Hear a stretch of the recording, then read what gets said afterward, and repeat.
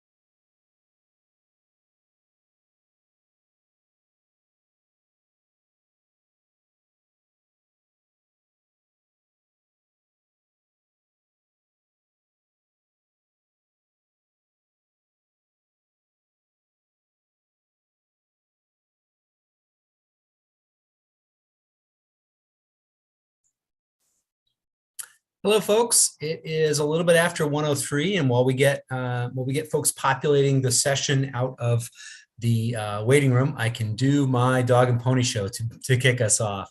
My name is Martin Daly. I'm the Director of Water Quality Programs for the Capital District Regional Planning Commission. I'm also your MC for our weekly webinar series that occurs on Wednesdays and Fridays at 1 p.m. throughout the spring and early summer. I want to thank you for taking the time to join us, and we'll turn it over to our speakers in just a moment. For those of you that don't know us, CDRPC is a regional planning commission. That means we provide assistance to the 4 counties in the Capital District. That's Albany, Rensselaer, Saratoga, and Schenectady, and the municipalities within those counties. And we work on issues beyond municipal boundaries, such as economic development, water quality, youth detention or juvenile justice, and we have a whole host of programs that we offer to municipalities within the region. I'm going to share a shameless plug, if you will. We partner with what I call our sister agency, which is CDTC, Capital District Transportation Committee. And each year we do a variety of technical assistance programs with communities in the region, looking for integrated solutions that work with land use and transportation solutions. So we may look at a particular road corridor and look at potential traffic improvements and also land use improvements that may be associated with looking at demographic data, economic markers for a particular community, to be able to assist that community with shaping that area of their community and developing a roadway or an area of the community that they wish to see modified to enhance the either transportation or public benefits within that corridor. So that's my shameless plug for our program. We're currently accepting applications, and if folks want to reach out to me at CDRPC, I'd love to hear from you. In relation to our webinar, our attendees join with their cameras off and muted. And what we've done and what has worked in the past is if you do have a question, you can use the chat function or the Q&A and type your question in there. I will function very much like a radio DJ. If you've heard me say this before, you've heard it a million times. I'll be a radio DJ, so to speak, and I will interject periodically to our presenters in order to ask a question for that. We do live stream our sessions, so you can find them on the Eventbrite page at the conclusion of today's session. We also will distribute an automatic email to all of our participants that are joining us on the Zoom. And that automatic email can be submitted to your municipality to confirm your attendance for this 1-hour session. Planning and zoning board members are required by state statute to obtain 4 hours of training per year. And these are the types of events that they may submit to their municipalities, who have a wide latitude of opportunities to accept these for planning and zoning training credits. We've also submitted this to the American Planning Association for CM credits. So if you're looking for your CM credits, this has been logged on the APA website. So check that out. And if you have any questions in regards to either of those items, please reach out to me. So I do want to turn it over to our partners with the LaBerge Group. They today are presenting on short-term rentals and regulation of short-term rentals. Really hot topic in many communities around the state, especially now that we're dealing with, I want to say, the post effects of COVID, but we're seeing a lot of market shift as far as demand for short-term housing rentals. They are a popular and convenient option for vacationers, business travelers, people seeking weekend getaway. Unfortunately, perceived and actual impacts on neighborhoods and community character and the availability of affordable housing continues to grow as well. So while short-term rentals may have reinvigorated local tourism markets throughout the state, more and more communities are facing an important choice. Should they take a hands-off approach for the benefit of their economies, or should they more strictly regulate short-term rentals to preserve local community character and keep local residents from being priced out and try to balance some of the impacts that come with short-term rentals related to noise and parking? This session is going to offer a snapshot of local and regional short-term rental markets, positive and negative impacts to local communities, and how various municipalities have worked to address the issue. We'll conclude with a set of workable suggestions to strike a balance between an outright ban and reasonable regulations to protect local housing markets. Also talk about limiting neighborhood impacts, how communities can boost tourism economies, and provide opportunities to homeowners to supplement their income. I'm really pleased today because David Gilmore, Senior Planner with LaBerge Group, is joining us, as well as my good friend Kevin Schwensfire, who is a new addition to the LaBerge staff. I want to thank LaBerge for not only speaking this afternoon, but also sponsoring this event. We could not do it without our sponsors, and I want to thank them for their continued support. So Kevin and David, I have done my dog and pony show, and I see that you are still muted and your screen is still off. So hopefully you're able to join us. I think they were having a little bit of technical difficulties that they were working out previously. So if you could take your screen off, yeah, you're not muted anymore, and hopefully we can see your happy faces, and we'll get going on the presentation in just a moment. Looks like they're still experiencing a little bit of an issue. So what I am going to do is Can you hear us, Martin? Oh, I can hear you. Yep. You just need to screen your It won't allow us to share. video. Share your screen. Oh, just do the screen share. Okay. Yeah. Yes. Thank you. Sorry.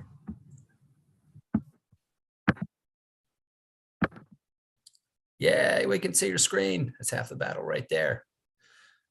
Great. Just want to hit play and then we're good to go.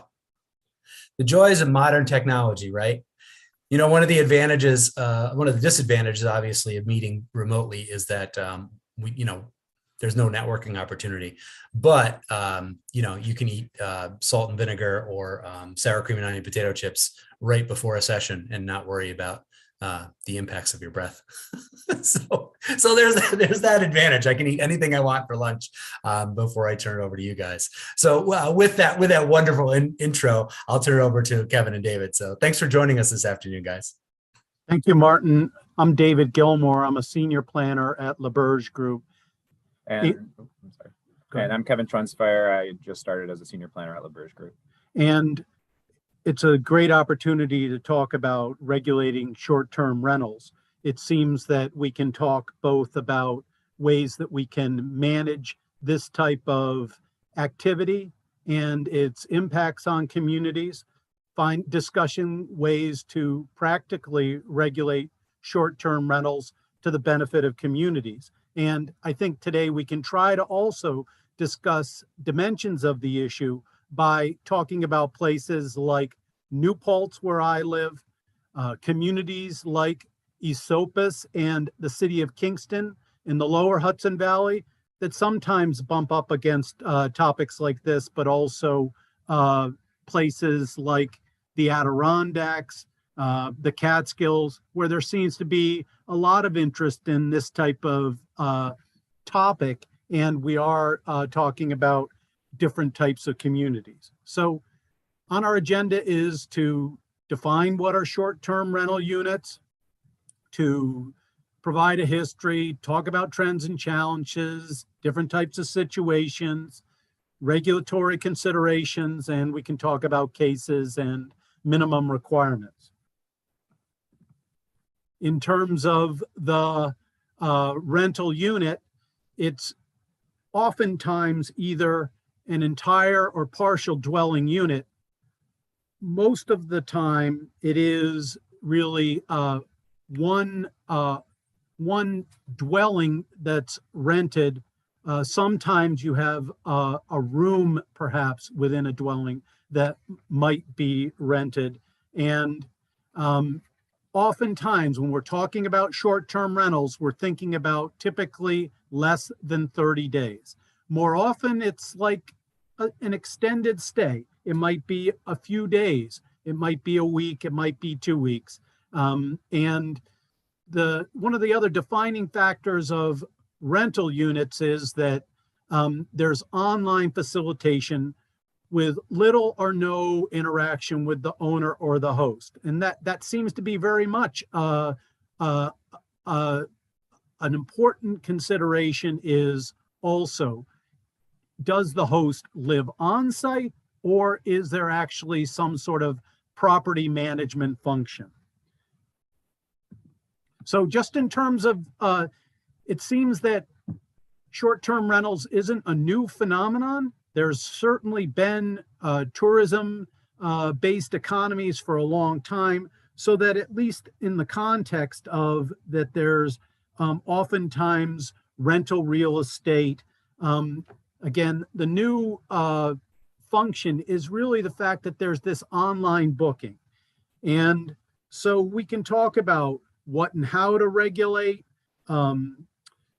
considerations for community planning, and especially in terms of whether and how you might want to gather information on rental properties, including to at least inventory them, and then if or when you might need to enforce, because it seems like, especially in smaller and seasonal communities, there's a very challenging enforcement, a code enforcement function that you hear about in places like Adirondack communities like Loon Lake.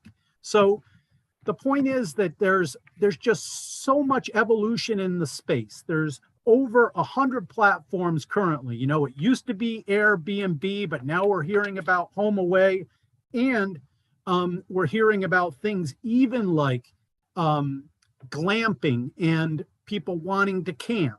You're hearing about things also like maybe even at times renting of pools. We won't get into as much like something like renting of pools, I wouldn't suspect today, but we can talk about features of the short-term rental market that might be common, as well as features that might be different across different types of communities. But one thing is I might mention is that oftentimes in communities, compared with like a hotel, typically I think a short-term rental in another space is longer. In the Adirondacks, in a 2018 study by Roost Economics for the Adirondack Park Agency, the typical stay was 4.8 days in a short-term rental versus 3 days in a lodging platform like a hotel or a motel or a bed and breakfast inn.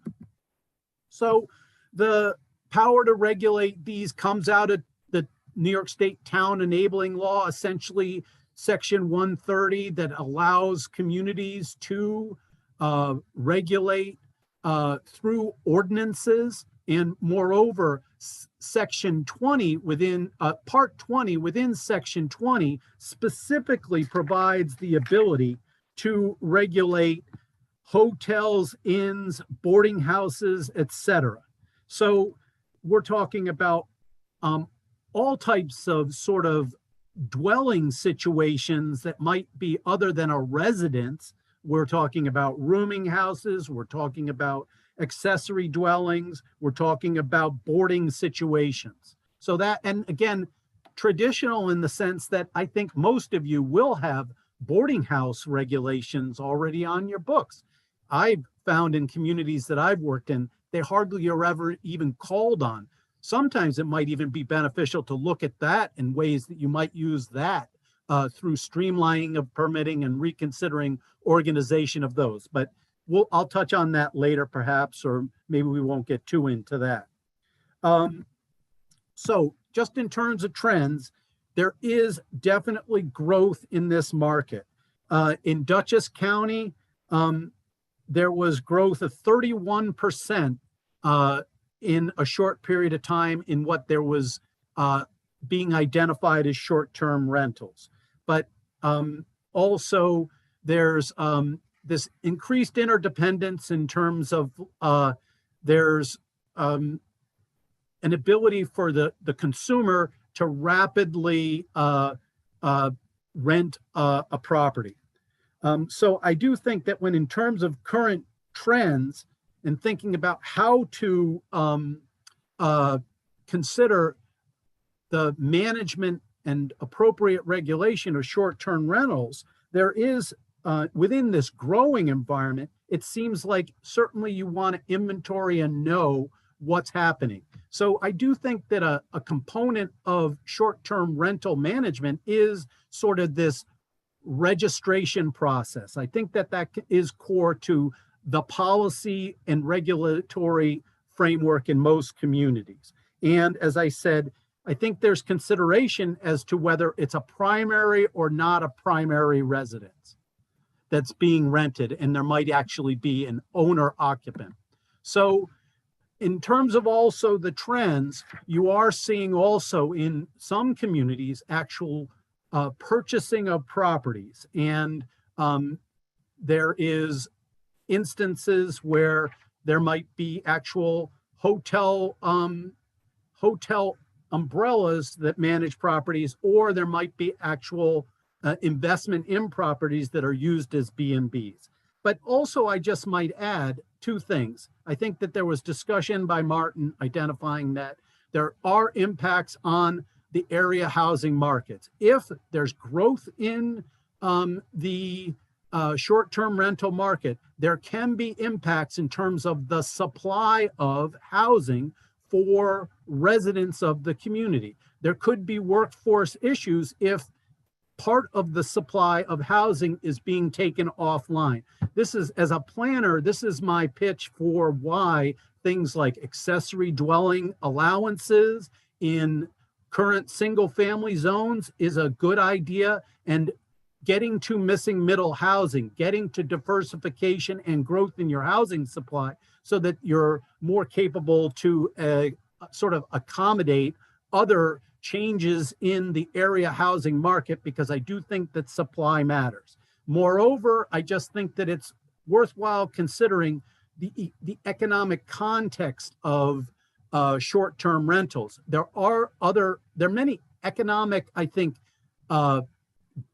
influences of the short-term rental market. There's many people employed in cleaning. There's people employed in management. But at the same time, we do know that there can be effects in the community character and conditions.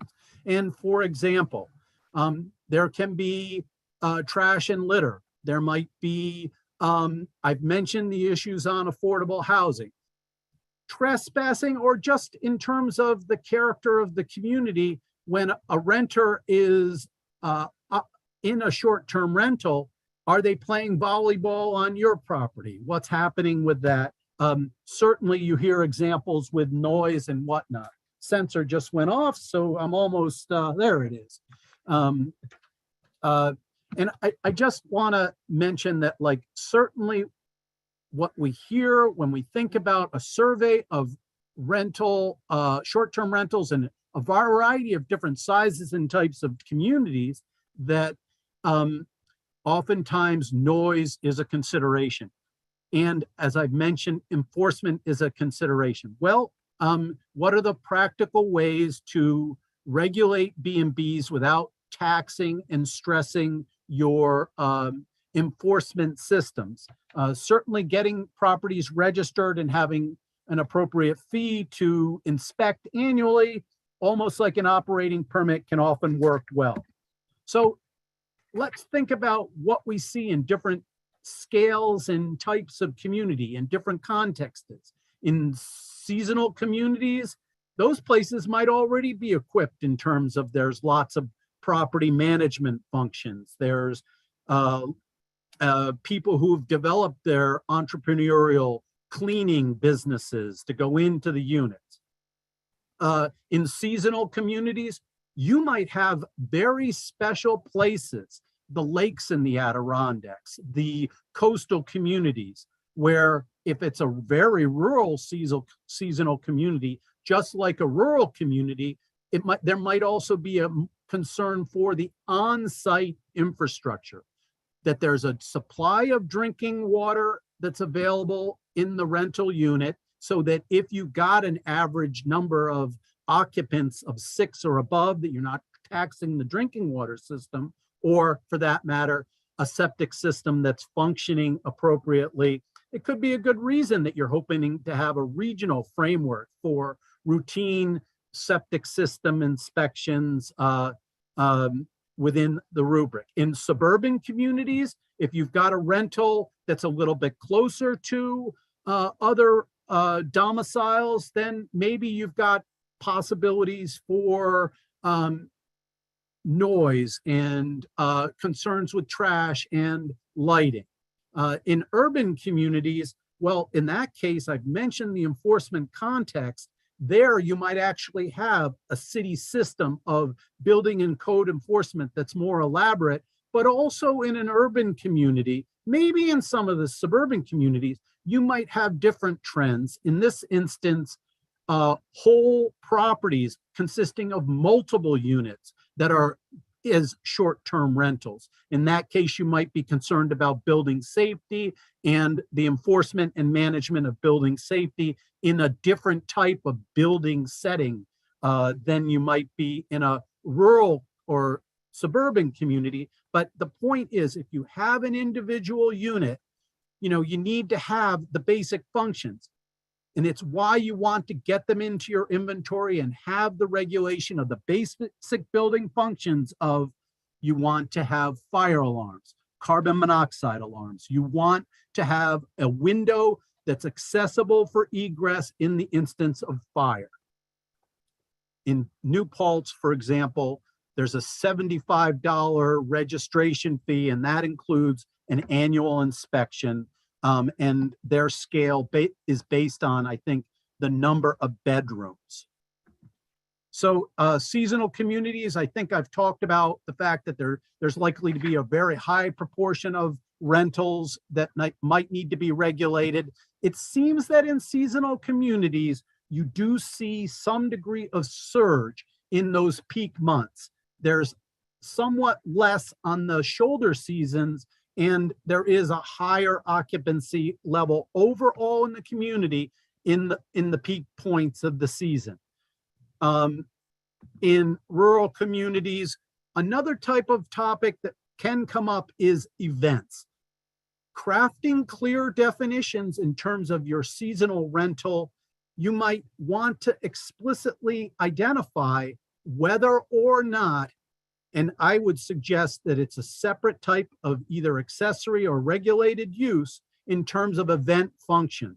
I was the city planner in Gloucester, Massachusetts, and major weddings occurring on narrow streets definitely is a different type of surge and function to manage than occupancy of a rental property on a 20-acre rural estate where nobody can hear you, even if you've got 9 people at the unit, where you're concerned about making sure that the water and sewer system, water and septic system work.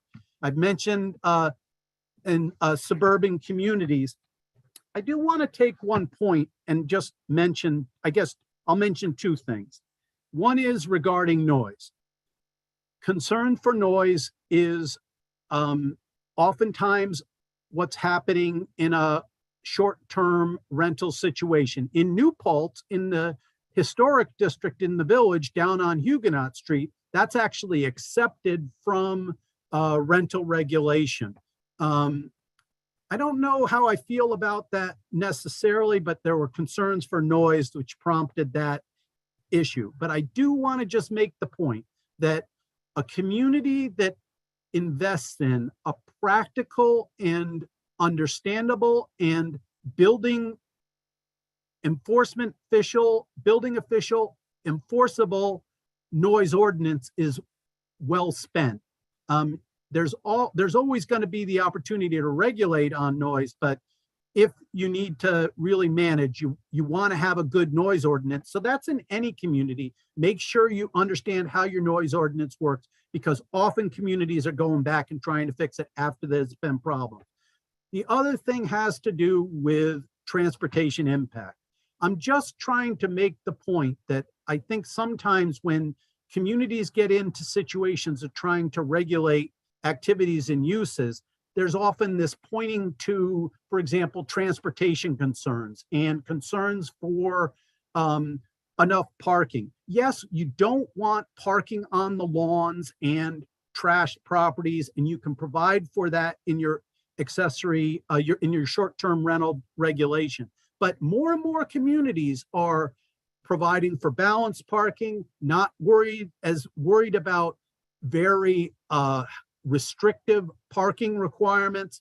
And moreover, in terms of if you're concerned about trip generation, I think that there's evidence in some of the studies that I looked at in preparing for this presentation today that there's going to be lower rates of trip generation in a short-term rental than there might be in a common residence where you're getting 10 or 12 trips a day with a 4-bedroom house, as opposed to a regulated short-term rental where people are at the beach, not going anywhere and contained.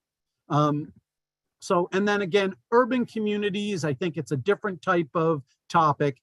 In all situations, I think there do come up these questions of fairness. How do the lodging establishments provide for a level are they provided for a level playing field? Specifically, hotels and motels in New York State and places like Warren County, in the Adirondacks, in Ulster County, those hotels and motels are providing for lodging taxes. And those are a very hefty and beneficial source of finance for community development. I think there's also interest in making sure that there's a level playing field, and so that if you're renting out short-term rentals, that there's likewise regulation of the short-term rental and collection of the bed tax. If you're requiring the annual registration of properties, that's going to go in dovetail, even if it's a regional system, such as in a county level system. So I think I'm going to now turn it over to Kevin on more on the case examples and the whys. All right, thanks, Dave. So yes, this has variation by situation. Why is the largest factor in determining if and how to move forward with a short-term rental law in your community. They vary widely, as David has mentioned, with the different types of communities. After community type, the most important factor is the why. The why is the catalyst which starts the process of enacting a new law. It represents the primary conflict or conflicts and demonstrates the regulation of this use is necessary. So don't just pass a law, just for the sake of passing a law. You have to understand what your community is going through, if your community is actually going through anything at the moment. If it's not, then try to figure out what type of community you are, where those conflicts might arise, and then that law needs to focus on fixing the issues that are either current or are coming down the line. So no matter what type of community you are, short-term rentals are primarily taxing local code enforcement at the moment, and with or without a regulation. So balancing the resources you have in your community with the type of regulation that you put in place is the key. If you are a small community that only has like a single person that's part-time, then you can't expect that person to be, especially in a seasonal community, to be able to do all these inspections, all or possible inspections do all the notices, do all, do take on this entire thing that you might be creating with a short-term rental. In that case, if you want to keep what you have, then you should structure your ordinance to be more about monitoring who is a short-term rental, making sure that you have a permitting process that's not overburdensome to your local code, but that if arise, they can go in. Without a regulation, really can only rely on the property maintenance code or limited powers of a noise ordinance in many cases. Code enforcement lacks kind of any true power in dealing with these types of uses because they're residential by their definition or lack thereof, a lack of definition, and even if you have a zoning code. So speaking of definitions, courts have sided with the owner of a rental property when the definition is unclear and clearly meant for an outdated use. So definite, this is going to come up a few times in this presentation. Clear, well-defined definitions are key to any ordinance, but especially in this case, so that you know that you're actually dealing what your ordinance is actually going to be dealing with, because there's all sorts of types of short-term rentals out there, like in all sorts of, like with condos and timeshares. You have a lot of variation in who's in control, how many parties there are. So make sure that you're including those that you feel need the regulation, and if you need to exclude some of these types of properties, make sure that that's well defined. And when before you put your law in place, make sure that you have shown why those folks may not need this regulation. Inspections. So inspections, as I said, can be time consuming and costly. If you're going to be requiring inspections, make sure that it's basically to just confirm what your permit application is saying. And on a smaller scale, if you want to do a whole fire code inspection, make sure they're up to code, then that's where the time consuming and costly, and that's where you might need to contract new personnel in order to come in and do that for your community. Violations may be difficult to discern if you're only relying on complaints, and you don't have a strong. So a lot of communities don't have a strong police presence, and especially in the evenings, they're not going to reply to every single small complaint. Noise, we've talked about, historically difficult to enforce and measure, but as David said, make sure that if you do want to have a strong noise ordinance, make sure that it's both well-defined and it's achievable to actually measure that noise. And then compliance, it's by the door. Compliance, police power and monitoring is generally limited, and that's already said. Regulatory measures.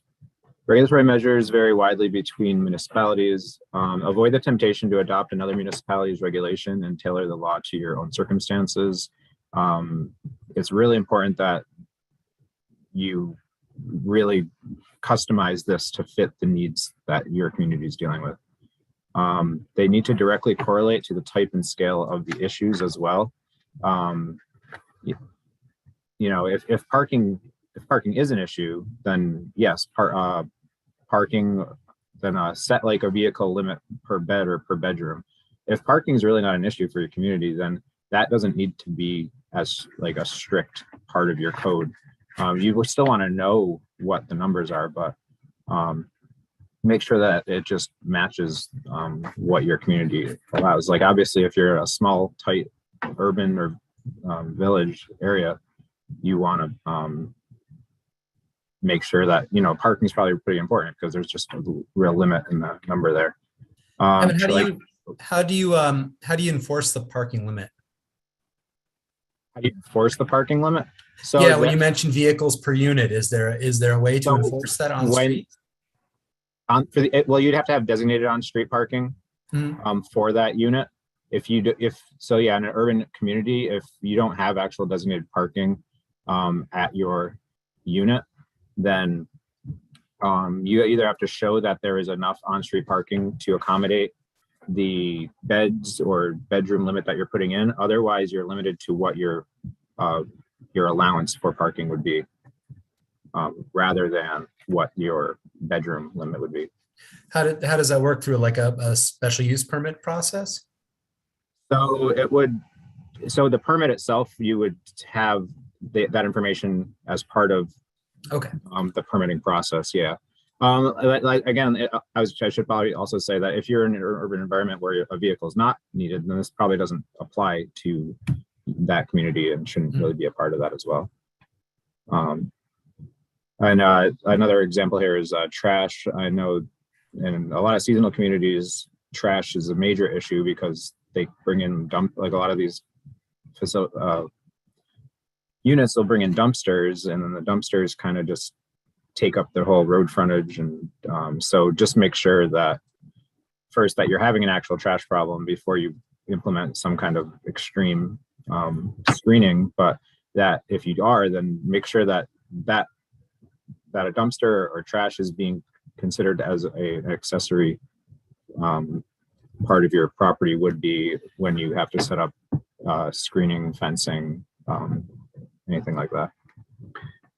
Yep. And I think I would just add that, Martin, you asked about how you might regulate things like parking and trash.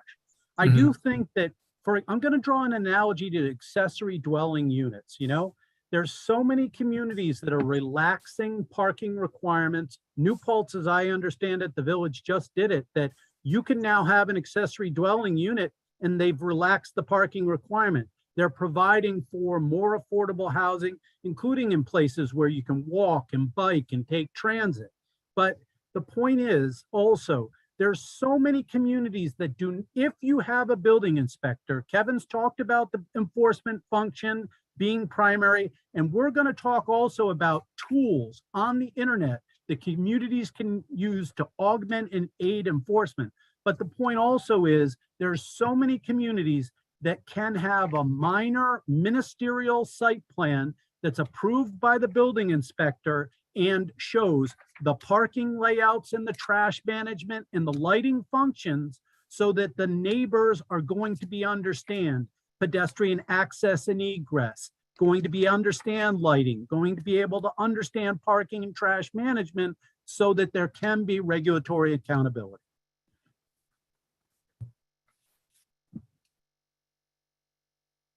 All right, so we're going to get into some of the regulatory measures in a little more detail. And the permit process is really the number one thing that a community should do. It allows you to collect fees, which will provide for enforcement funding. It'll also provides a mechanism of consequence, which, right now you probably don't have anything except for code enforcement saying, please, issuing some violations for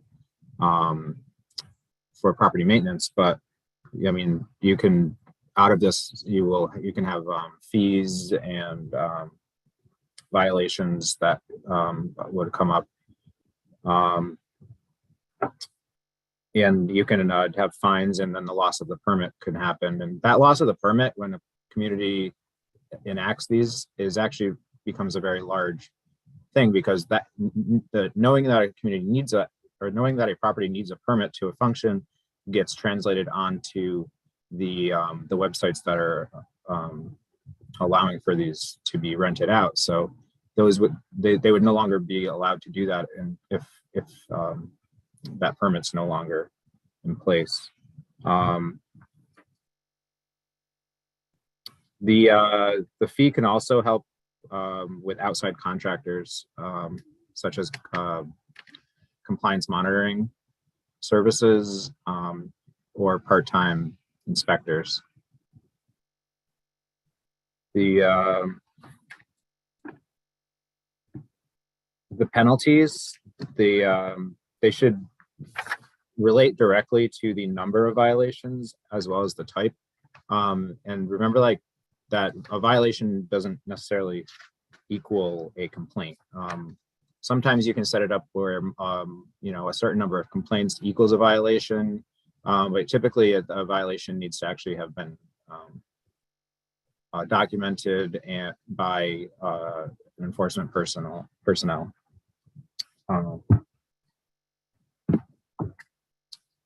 Permit regulations could include other things: parking limit, occupancy limit, building code compliance, fire code compliance, the annual rental day cap.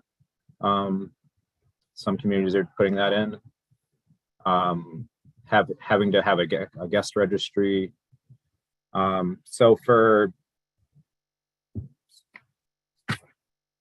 parking, limit the spaces, as we just said, to the number of rooms or beds, if that's an issue. Occupancy, limit number of people at all times or during certain hours. So you could, at all times, if you're having issues with events in non-event locations, in certain hours is much harder to enforce. So I've seen some communities say, you know, you can only have the allotted number of people during the evening hours, but that tends to be a little trickier too, because I mean, you can say no parties, but then as a party, like if you invite a couple friends over or that, like it becomes a little more nuanced.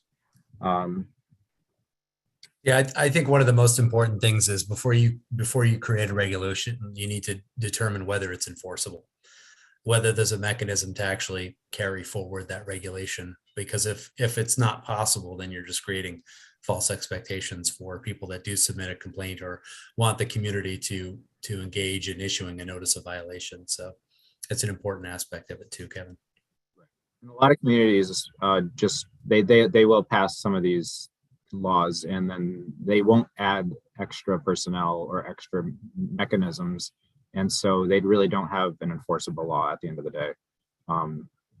All they have is a list that may or may not be complete, and probably will not be complete. The day cap, some communities are only allowing for a certain number of days per year to actually be rented. That's a little controversial, but it seems to be being held up because, again, like the affordable housing issue, the seasonal housing issue is so great in so many of our communities that we need, and just providing places for residents to continue to live and multi-generationally just needs to be taken into account. So but that can be, you know, that's again like a case-by-case basis. The registry, that's more for if you know, we want them to keep a registry, but and provide it if necessary. You can also have them provided every year, but that might be a little bit of a overkill on paperwork. Having a local contact person, this is a big one. A local contact person for, especially, you know, for absentee landlords. That could be a property maintenance company or a real estate agency, or just a person that is local and is part of the, you know, an organization. Having someone that can respond to a notice of violation or complaint in a reasonable amount of time, and that can be a primary contact person that's reliable near that community is huge for enforcement issues. So that is highly recommended to be put in all short-term rental laws. Clear signage, that's something that's come up, especially with a lot of our long driveways and people getting confused where some of these properties are. So some communities will say that there needs to be proper signage at the street and on the house or on the unit. Also, kind of going along with that is directions to these places, making sure that, you know, they're going down the proper paths and not cutting over other people's properties or getting to the wrong properties. Fencing, just making sure that screening is appropriate if necessary. following nuisance law, and following HOA rules, all pretty standard. But just making sure that the people renting these places have as much information as possible about the place that they are renting. Basic permit information: number of beds, number of bedrooms, meeting the minimum state code of 70 square feet, and number of parking spaces, total square feet of a rental unit, provision for waste removal and fire safety compliance are that's kind of like the minimum needs for permit information. I have an example of that later on. Inspections, building inspections, state fire code inspections, maybe a desired for building inspection in order to verify the information on the permit. Fire code compliance included as part of the permit approval process, but again, will require a more lengthy inspection. You can also include just basic fire safety on the permit itself and put the onus on the owner to say, yes, there's this many fire alarms, there's this many there's a fire ladder, there's fire extinguishers, and so on. Local occupancy tax. This might not be in the best spot, but so change gear for a second here. So this is not in all communities, local occupancy tax, but it's another layer of regulation and monitoring that can happen and is happening in many communities, and it's usually done at the county level, but towns, cities, and villages can also enact this kind of tax if they want to. I know there's a lot of communities that don't have this in place have a little bit more trouble trying to get their laws in place in order because they don't have the same level of funding from the counties possibly that these other places do. But it's recommended that communities enact this just so that you're recovering some kind of monetary value for the burden. The burden that these can bring. So they're, as part of getting a permit at the local level, these property units would have to also register with their county treasurer's office or local county or local community. They must collect and remit the tax per guest stay to the county treasurer. Short-term rentals are subject to these laws, and municipal regulation should include registration.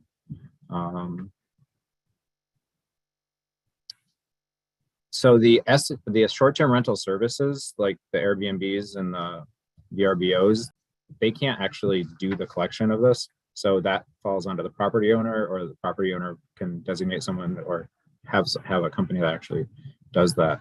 But just remember that the short-term rental folks aren't the ones that can do the occupancy tax. Recommended minimum requirements. We kind of went through this already. The unit size, bedrooms, parking spaces. Periodic renewal of a permit. That allows for an additional mechanism to track short-term rental properties. So if that's annually, biannually, make sure that a permit has an end date, because you don't know if at what level that permit, if they were permitted for something and it's changed, or if that needs to be known. There has to be an end date in order for that, if a permit gets revoked, for when they can reapply. It's recommended that there's an application period during the year. Should be displayed within a unit, and neighboring properties should also be provided a copy of a permit so that everyone kind of knows this is happening. It should include contact information for the local property manager, and so that any complaints can be filed appropriately. Do you want to add something? I'll do on the next. Okay. Compliance monitoring services. So these are companies that actually monitor these businesses. So they can give you valuable information on where your short-term rentals are, how many there are, and what types there are. They can also, they can give you updated reports weekly that shows new rental units or ones that are no longer there. They can also be your noticing. They can file notices. They can take in complaints from property owners, and then notify the town and the code enforcement officer of this. So they do serve a very valuable function for communities that don't want to take this on their own. They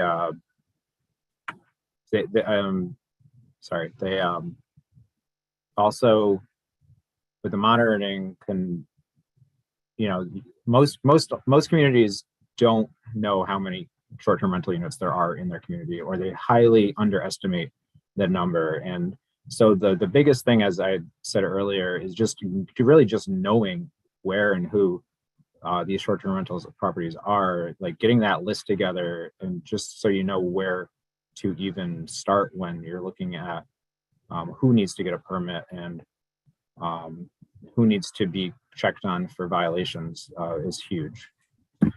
I think Kevin's going to go into case studies, and we both have worked up on the mountaintop in Hunter, and we can talk about the environments there.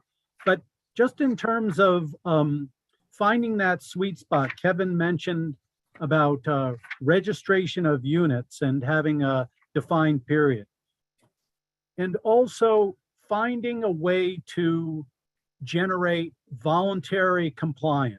So it seems that you want to know about the rental market in your community.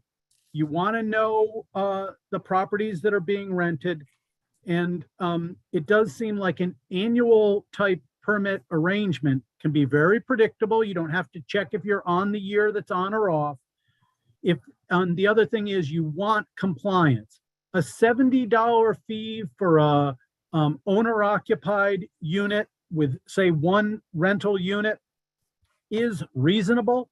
There should be an ability for the owner to generate a return on investment, and you probably could help generate some revenue for your enforcement functions within the compliance functions within the community. And then if you're using tools like compliance monitoring services, hopefully you're using the power of the internet to both understand your market and how to regulate, as well as how to manage compliance within the community.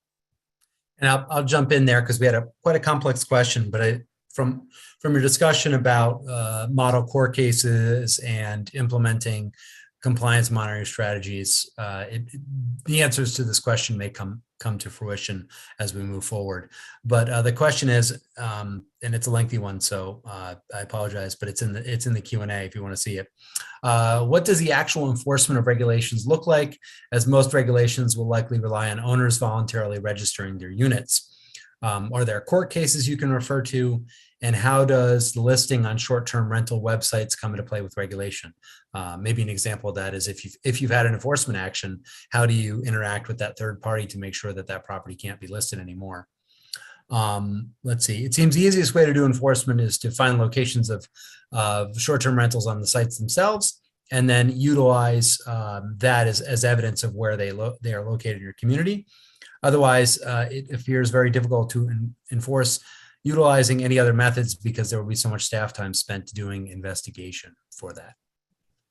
Right. So that's where, so these compliance monitoring services, they will give you a list if you, of the current ones, if you actually just contact them and are interested in them without actually going into contract.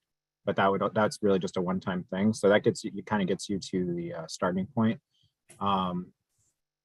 Knowing if your community actually puts an ordinance together, making sure that is known to short-term rental leasing companies, that can be part of what allows them to be on there. I know that's been done in a few places, and that they have policies in place to allow for that. And then was there? I think, the question about what does enforcement look like? Mhm. Are you registered as a rental property in this instance or not? Yes or no? Are you on the inventory? And then depending on the design of your regulation, if you're requiring proof of insurance, if you're doing some of those things, well, that's a market function and you're just simply requiring identification of proof of insurance. So it does seem like it's as trying to find a simple data collection method and promoting voluntary compliance. That's always the first part of any zoning system, in my estimation. And let me just say, like, a lot of times the issues that are arising are usually just a few bad actors within your community. It's so, like, you're probably going to get pretty high compliance if it's done in a way that's publicly not if the public knows and if it's part of the system to get your property going. So again, like, don't put such an overburdensome ordinance together if it's really just a few bad actors. Make sure that it's balanced well. I'm going to go into a case study with North Elba and Lake Placid. These communities work together in their law. They have two separate laws. Obviously, they're two separate municipalities. For those who don't know, Lake Placid's a village fully within North Elba. The North Elba law includes everything except their portion of the village of Saranac Lake. Obviously, a highly seasonal community, but also with a strong economy and the needs that we talked about with seasonal workers, but also a lot of year-round residents. Their purpose, describing their purpose, this is large for their ordinance.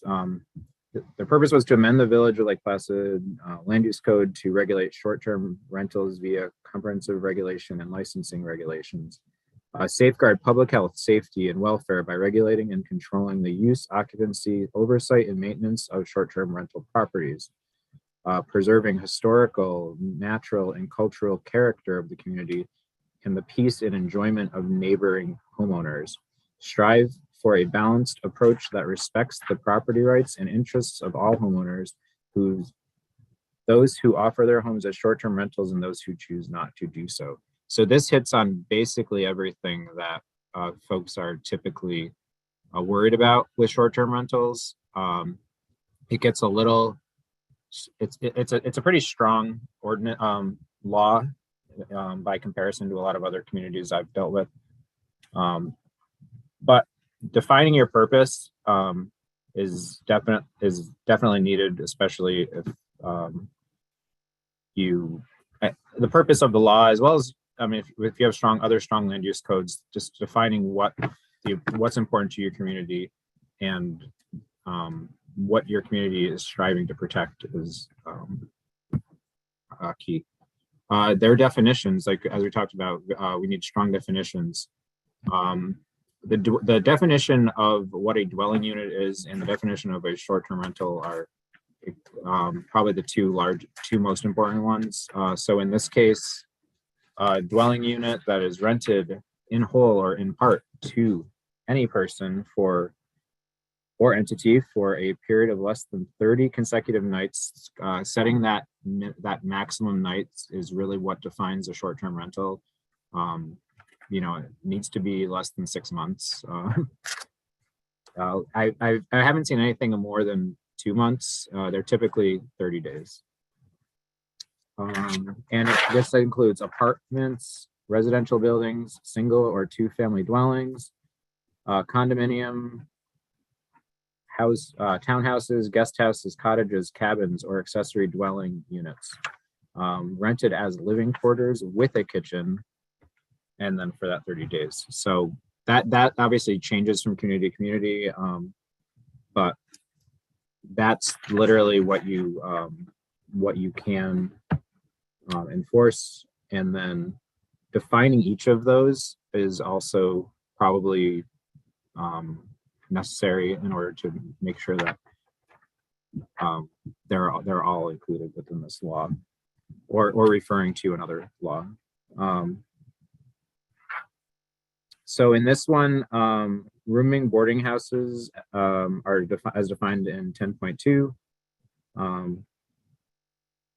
So that's including that. It excludes timeshares, hotels, beds and breakfasts, and school or nonprofit dormitories. That's not always the case, but in this case, I think that makes sense. Sometimes timeshares should be if timeshares make up a large portion of your rental housing, but it is a more difficult system to work through. Rental means an agreement granting use or possession of a residence. And then the use of a short-term rental by a record owner of a property shall not be considered to be a rental under this section. So this is what Lake Placid and North Elba have as their checklist for a short-term rental permit application. They have an affidavit, that's their registration application form. They require a site plan. So that's not usually anything extensive, but they have a form that actually says what that site plan requires. Information and signature page of people with ownership interests. So they want everyone who has an ownership interest in this rental unit to have also signed off on this and provided their information. Their 24/7 emergency contact, and that will be also defined. That definitely should also be defined who that person is and what the requirements of that person should be. County room occupancy tax registration certificate. They have types because this community has different regulations by type of short-term rental unit. Their parcel ID, map and description of their parking. So they have a parking plan for their guests, proof of chimney cleanout, a septic inspection report, and a copy of their deed. This is their application requirements. I'm not going to go through everything, but it's basically what we've talked about throughout this entire presentation. Yep. Then maximum occupancy rate. So that they have a calculation of 2 times the number of bedrooms that are in compliance with New York State Code, plus 2 additional occupants. You can see the math below that. So 2 occupants for 2 bedrooms plus 2 additional equals 6 maximum.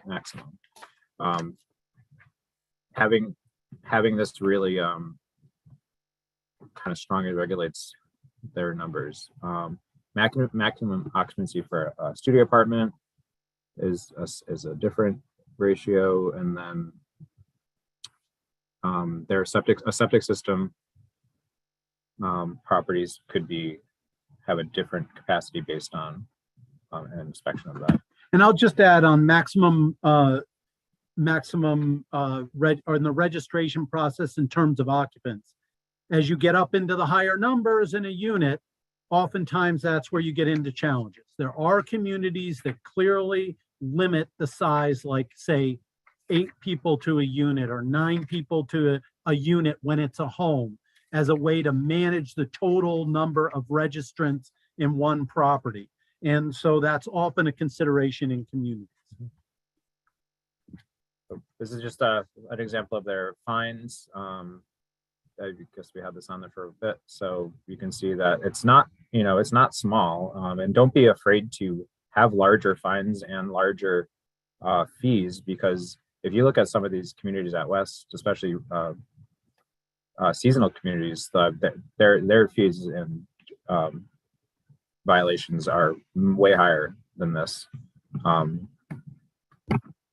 Here's their example of their permit fee schedule. David alluded to this earlier. Yeah, so for a large residence, $1,200 is really not that bad if you're doing an annual or biannual fee. Also, you can see on here, 14 days or less rentals do not pay a fee, which that's per year. So these communities have a minimum a number of days or maximum number of days you can rent per year. So if that's less than 14, then they're not subject to this law. So due to the strict nature of the municipal ordinance, suit was filed against the town and village, claiming an owner's right to equal protect. It violated an owner's right to equal protection, an owner's right to be free of unreasonable search and seizure, due to the code enforcement officer being allowed to inspect the property without warrant or reason. That's not recommended. An owner's right to due process by the 90-day cap, and their First Amendment rights under the U.S. Constitution.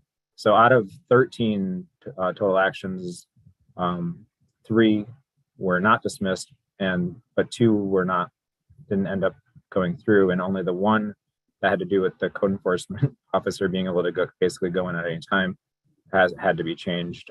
There's currently a moratorium in place until the new regulations can be amended.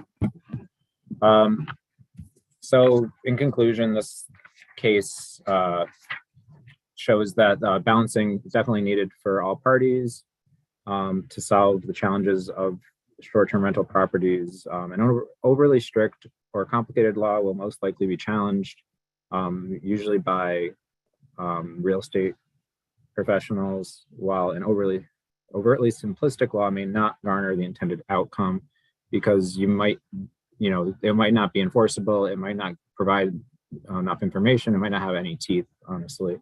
There might not be a reason for someone to take the time to actually fill it out.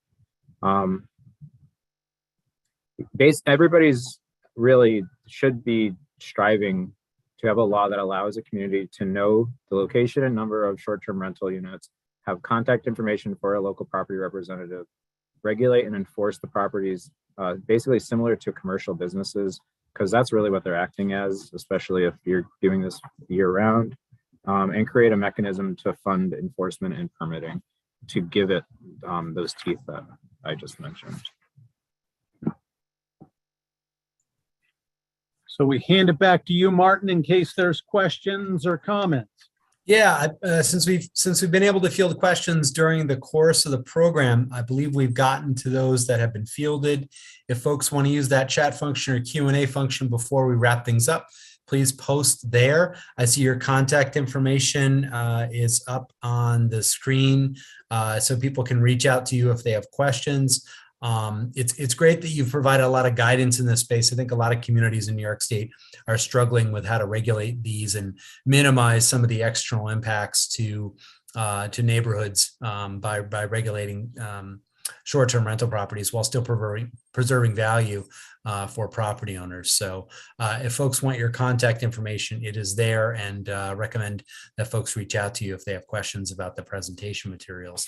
So I really appreciate your time this afternoon. We are just slightly over, but we did it. We made our time. So I really want to give great thanks to Kevin and David and all the folks at LaBerge for taking the time to speak to us and also to sponsor us. I do want to remind folks we'll be back on Friday at 1 o'clock.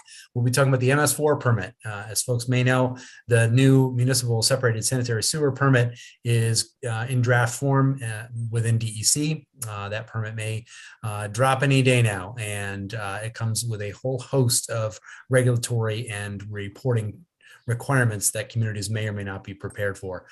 So we have a presentation scheduled for Friday at 1 o'clock to go over the new MS4 permit, and our presenters from Barton and Legudis will walk us through that. So without any further ado, thanks again to Kevin and David for sharing a sunny afternoon with us. Really appreciate your time. Keep an eye out for that confirmation email that we sent out exactly 24 hours from now.